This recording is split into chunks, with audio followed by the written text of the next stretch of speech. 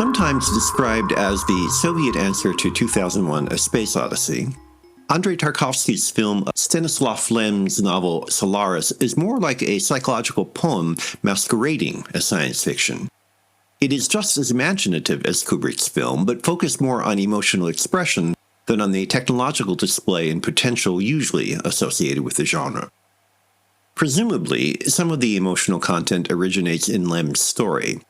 Psychologist Chris Kelvin, Donatas Banionis, is sent to ascertain why Solaris, a space station orbiting another world, has lost touch with Earth. Almost immediately upon Kelvin's arrival, it is clear that something has gone seriously wrong. Without knowing it, the scientists on board have successfully established contact with aliens, but with a result no one anticipated. The aliens do not attempt to communicate with the explorers. Instead, they bring to life figures stolen from the scientists' memories and dreams. The resulting quote-unquote visitors are indistinguishable from the people who inspired the recollections, with the inevitable complications.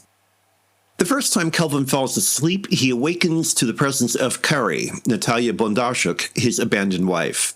The action then proceeds as they struggle to come to terms with a potentially dangerous but almost irresistible opportunity to address the mistakes we have made in life.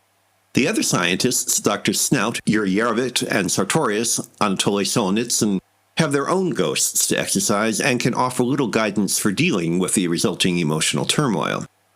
Kelvin surrenders to the desire that he and Carrie can remain together despite the fact that she, quote-unquote, dies more than once, only to be resurrected each time with increasing violence.